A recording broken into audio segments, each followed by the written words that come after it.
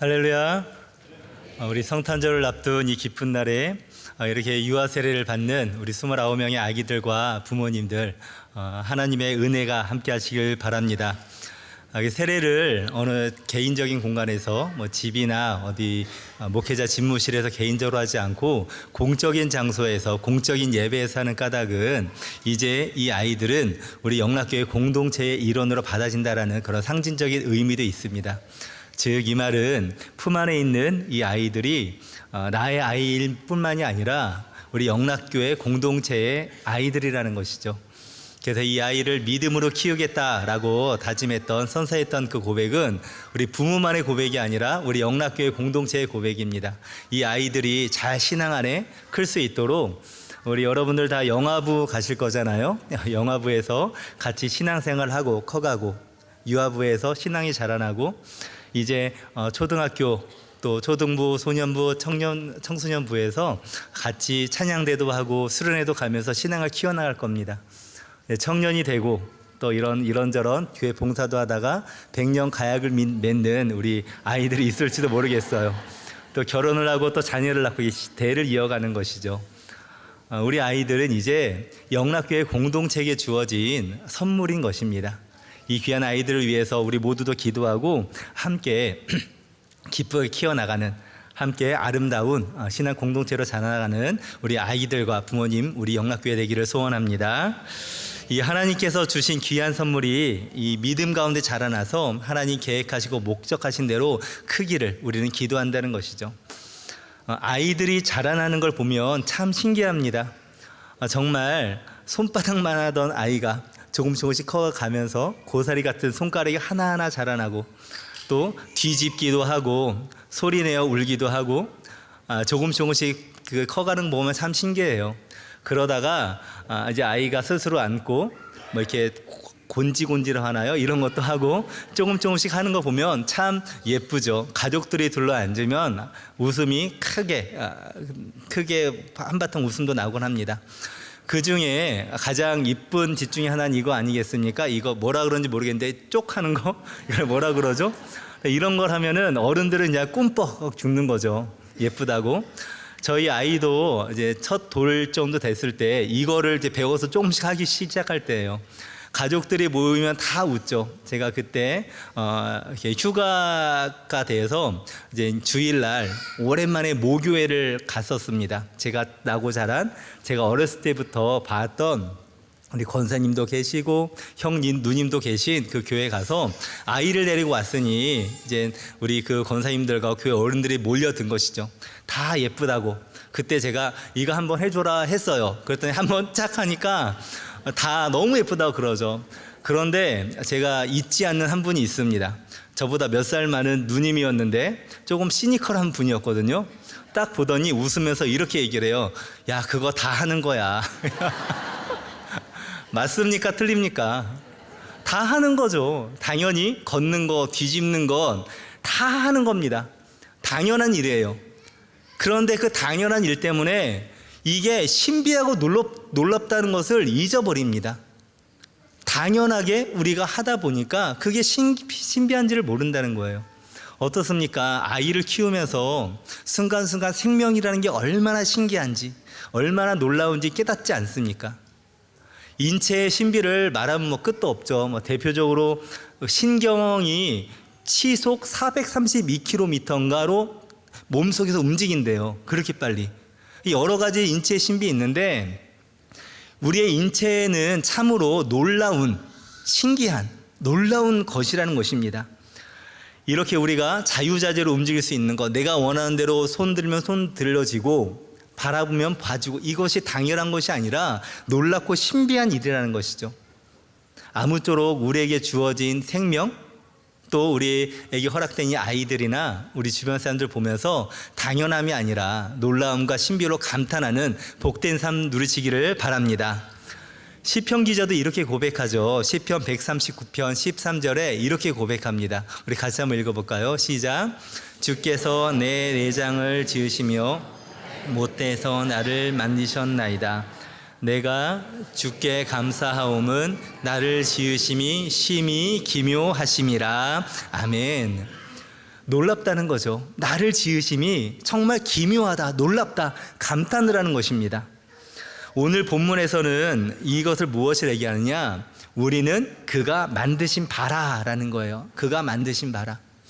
이것은 우리의 신앙 고백이기도 하고 우리의 정체성을 발견하는 가장 기초이기도 합니다. 우리는 이 세상에 우연히 태어난 존재가 아니라 그냥 세상에 던져진 우리의 조상의 아메바처럼 아무 의미 없이 그냥 태어난 존재가 아니라 하나님이 우리를 만드셨다라는 것이 우리의 신앙 고백이에요. 이 만드셨다는 단어가 포이에마라는 헬라어인데 이것은 그 영어 번역에는 마스터피스다라고 이렇게 번역을 했어요. 작품이라는 것이죠. 하나님의 걸작품이라는 것입니다. 하나님이 만드셨는데 얼마나 놀랍게 만드셨는지 정말 신의 기술로 만든 거잖아요. 신비하고 놀라울 수밖에 없는 것이죠. 이 하나님께서 세상을 창조하시고서 뭐라고 하신지 아십니까? 보시기에 좋았더라라고 말씀하셔요. 그런데 인간을 만드시고는 뭐라고 하시느냐? 보시기에 심히 좋았더라. 이거는 표현이고 아마 이렇게 했겠죠. 딱 만들고서 이야 좋다 라고 하시지 않겠어요? 이야 멋지다, 이야 선하다, 좋다라고 하시지 않았겠습니까? 심히 만들고서 좋다라고 하신 거예요. 어떤 분은 이렇게 얘기하더라고요. 자신이 만들고 자기가 만든 거 보고 스스로 좋다라고 하면은 참 웃기지 않냐라고 이야기하는 분도 있는데, 선하신 하나님이 만드신 작품이니, 완전하신 하나님으로부터 만들어진 작품이니 그것이 좋겠습니까? 나쁘겠습니까? 당연히 좋은 것이죠. 완전한 것이죠. 하나님이 우리를 만드시고 좋다라고, 선하다고 말씀하신 거예요. 우리 옆에 분께 이렇게 인사해 볼까요? 야, 멋진 작품이시네요.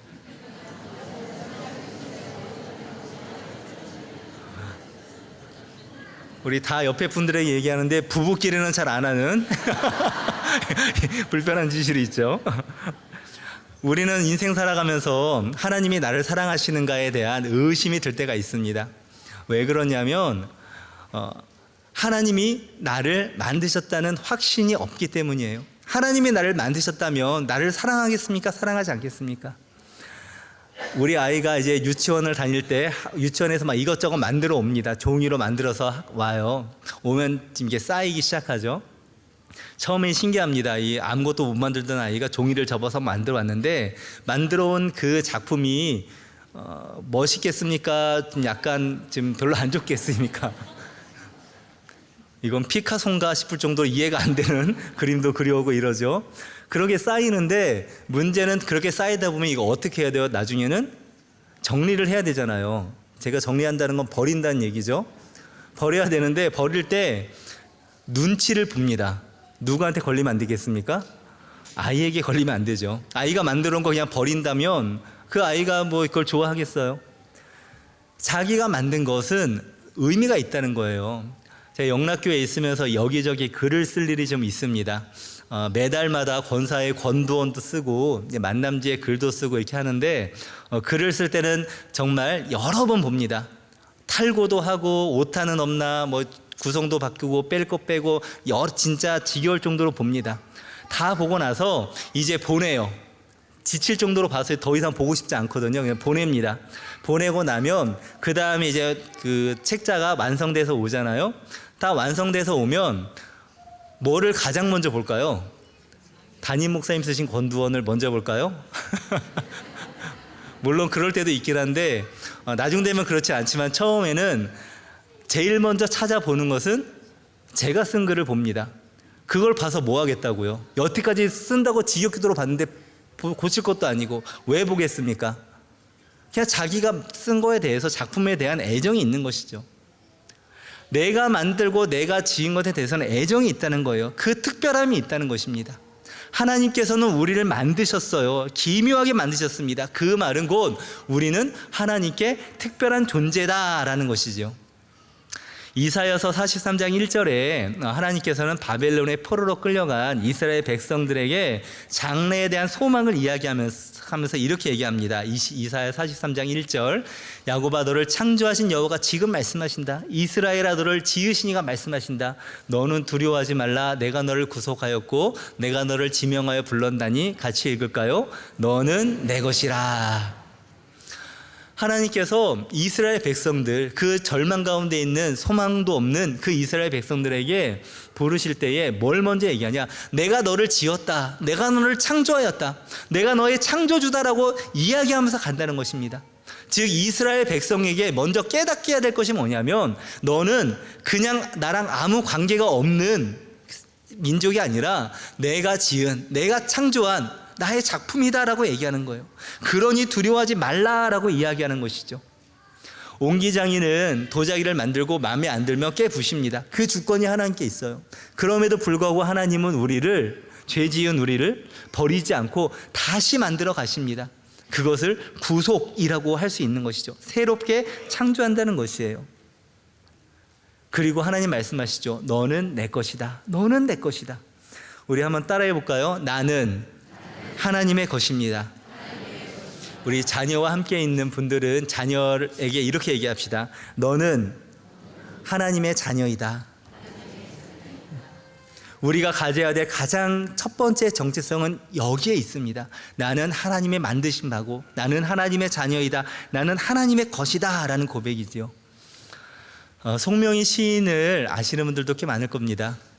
태어날 때 의사의 실수로 뇌성마비를 가지게 돼서 앓게 되어서 태어난 지 일주일 되었을 때 숨이 멈추는 위기를 겪게 되었고 7살까지 앉지도 못하고 누워만 있었대요. 그리고 10살이 되어서야 겨우 숟가락을 들었고 그렇게 암울하게 지낸 것이죠. 집안은 어땠냐? 아버지께서 폐결핵을 앓고 있어서 일도 제대로 못하시죠. 집에 그 환자로 있는 것입니다. 참 불우하고 가난하고 불행한 집에 태어났어요. 제가 고등학교 시절에 어느 찬양 집회를 갔는데 송명희 씨가 간증하러 오셨더라고요. 그분이 이야기하는데 말을 못하니까 말을 할 때 온몸을 비틀어가면서 그 폐에서 힘을 다 내서 한 글자 겨우겨우 말합니다. 그러면서 무슨 얘기를 하냐? 자신이 17살 때 자신이 그 힘든 상황 속에 하나님과 부모님을 원망했대요. 그 청소년 시기에 한참 민감하던 시기에 집에 누워 있는데 움직이지 못하니까 집에 누워 있는데 집 밖으로 자기 또래 여자 아이들, 학생들이 제잘거리면서 학교를 가는 그걸 듣는데 거기에 대비돼서 자기가 얼마나 비참해 보이는지, 얼마나 답답한지 거기서 정말 울면서 자살하고 싶어도 자살할 수 있는 방법이 없어요. 자기의 힘으로는. 그렇게 자신의 인생을 포기하고 처참하게 있는 상황 속에서 그 속에서 자기가 고백했습니다. 하나님 계시다면 좀 만나주세요. 내가 죽더라도 하나님 한번 만나보고 따져보고 죽어야겠다. 이렇게 얘기했다는 것입니다. 그리고 그 골방에서 그렇게 울 때 하나님이 송명희 씨를 만나주신 것이죠. 그 이후에 송명희 씨는 인생이 변화돼서 자기가 할 수 있는 하나님을 찬양하는 일들을 하게 되는 거예요. 그래서 송명희 씨가 한국 교회에 참 많은 찬양과 시를 지었는데 가장 대표적인 것이 나 가진 재물 없으나 이런 찬양도 있고 예수 그 이름 그런 찬양도 있죠. 그런데 제가 그 가운데 가장 좋아하는 찬양은 이것입니다. 너는 내 것이다 라는 찬양인데 가사가 이래요. 너는 부유해도 가난해도 너를 사랑하여 구원했으니 너는 내 것이라 내 것이라 너는 내 것이라. 너는 잘났으나 못났으나 너의 모든 것을 알고 있으니 너는 내 것이라 내 것이라 너는 내 것이라.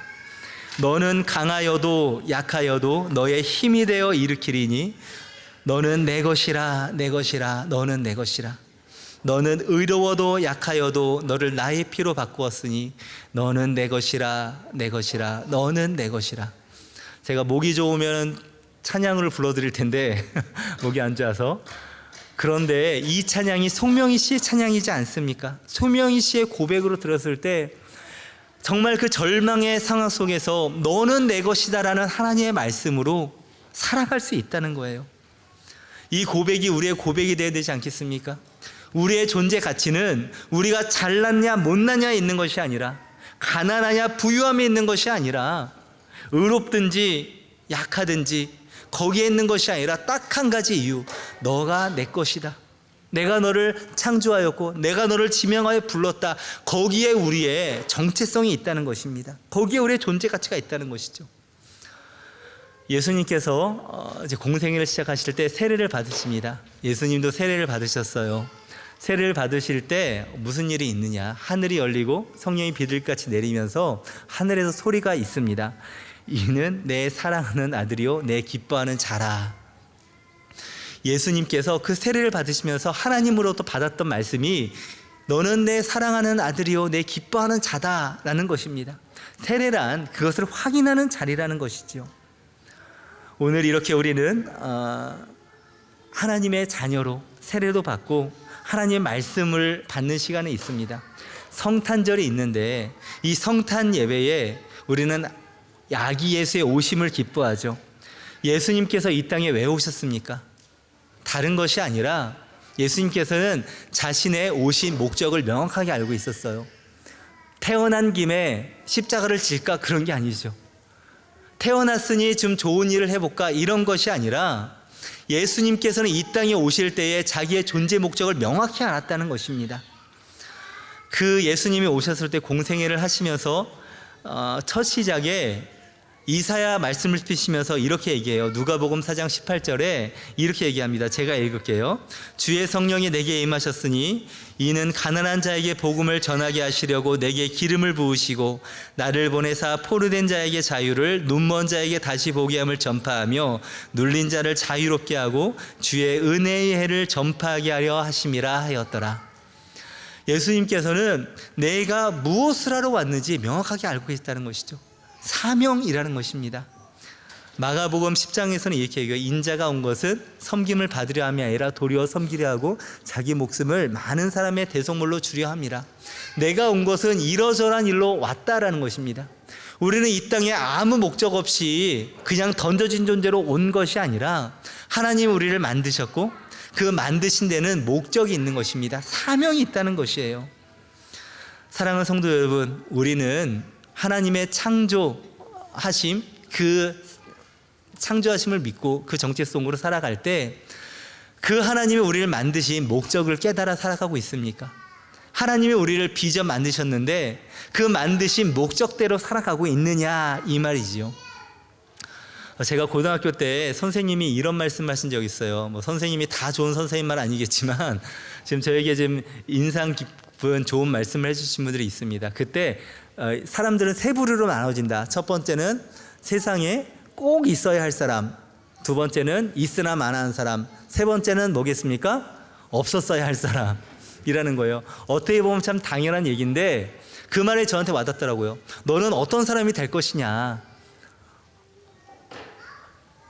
있으나 마나한 사람으로 사는 것도 괜찮습니다. 그런데 혹여 있어서는 안 될 사람, 예를 들면 히틀러나 뭐 이완용 씨의 자손이 있을지 모르겠지만 그런 분들처럼 살거나, 성경에도 그런 사람이 있죠.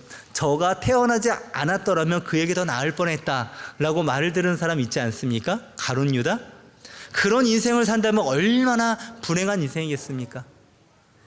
그 말을 듣는데 그렇지, 그래도 우리에게 주어진 삶 선한 영향력을 남기고 살아가야 되지 않겠나 그런 생각을 했어요. 우리 아이들, 이곳에 있는 아이들 또한 정말 자기 배만 채우는 자가 아니라 세상에 귀한 족적을 남기고 많은 사람을 이롭게 하는 그런 귀한 삶 살기를 예수님의 이름으로 축원합니다. 우리는 이 땅에 오게 되었는데 우리는 이 땅을 살아갈 때 어떤 목적으로 살아가야 되느냐. 오늘 본문에 뭐라고 얘기하냐? 우리는 그의 만드신 바라, 그 뒤에 뭐라고 합니까? 그리스도 예수 안에서 선한 일을 위하여 지으심을 받은 자다라는 거예요. 선한 일을 위하여 지으심을 받았다는 것입니다. 하나님이 우리를 뭘 위해서 만들었다는 겁니까? 선한 일을 위하여 지으셨다는 거예요. 선한 일을 위하여. 하나님이 우리를 만드실 때 이 땅에 나쁜 일을 하라고 지은 것이 아니라 좋은 일을 위하여 만들었다는 것입니다. 그런데 여기서 오해하지 말 것은 착한 일을 하라고 지었다는 것만은 아니에요. 선행은 구원의 결과이긴 하지만 구원의 목적은 아닙니다. 구원의 목적은 우리를 하나님의 자녀답게 살아가는 것이죠. 선한 일이라고 얘기할 때 이 선하다는 말은 아가도스란 단어인데 좋다란 뜻이에요. 굿, 선하다. 이 말을 구약에 대비되는 말을 찾아본다면 토브인데 좋다라는 것입니다. 마치 하나님이 세상을 창조하시고 뭐라고 하셨다고요? 아, 좋다. 보시기에 좋았더라. 보시기에 선했더라라는 것이에요. 다시 얘기한다면 하나님이 우리를 창조하신 목적은 뭡니까? 이 세상 속에 선한 창조의 모습대로 살아가기를 원하신다는 것입니다. 이 땅의 다툼과 분쟁과 미움과 시기, 그런 싸움과 다툼이 있는 이 세상의 법칙대로 살아가는 것이 아니라 하나님의 사랑 가운데 거룩하게 살아가는 것, 그 선한 모습으로 살아가는 것. 그래서 하나님 보시기에 어떻게 하나님 반응하시도록 야 좋다라고 말씀하실 수 있도록 거룩하게 살아가도록 우리는 부르심을 받았다는 것이죠. 이것을 다른 곳에서는 성도로 부르심을 받았다라고 표현을 합니다. 우리는 이 땅에 하나님의 거룩한 백성으로 부름을 받았습니다. 선한 일을 위하여 선하게 살아가도록, 거룩하게 살아가도록 부르심을 받았다는 거예요. 그래서 아까 읽은 이사야 43장 1절 뒤쪽에 7절에 이렇게 얘기합니다. 우리 같이 한번 읽어볼까요? 43장 7절, 이사야 43장 7절입니다. 제가 같이 읽겠습니다. 내 이름으로 불려지는 모든 자, 곧 내가 내 영광을 위하여 창조한 자를 오게 하라. 그를 내가 지었고 그를 내가 만들었느니라. 무엇을 위하여 창조했다고요? 내 영광을 위하여 창조하였다. 43장 21절엔 이렇게 얘기하죠. 잘 아실 텐데 다시 같이 한번 읽겠습니다. 이 백성은 내가 나를 위하여 지었나니 나를 찬송하게 하려 함이니라. 우리는 하나님을 영화스럽게 하기 위하여 창조되었다는 거예요. 창조되었다. 우리 모두는 하나님이 만드신 작품입니다. 하나님이 만드신 작품.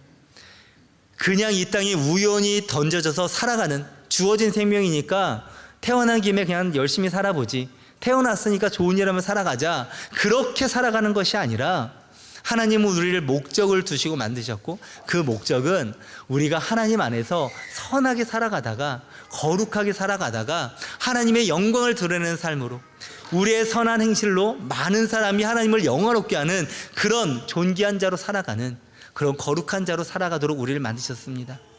이곳에 있는 사랑하는 우리 29명의 아기들, 그리고 또 예배하러 온 우리 모든 분들 모두가 우리의 평생에 하나님만을 예배하고 찬양하며 우리의 삶에서도 하나님을 높이고 우리의 선한 행실로 사람들로부터 하나님께 영광 돌리는 그런 복된 삶을 살아내시는 귀한 하나님의 백성 되시기를 예수님의 이름으로 축원합니다.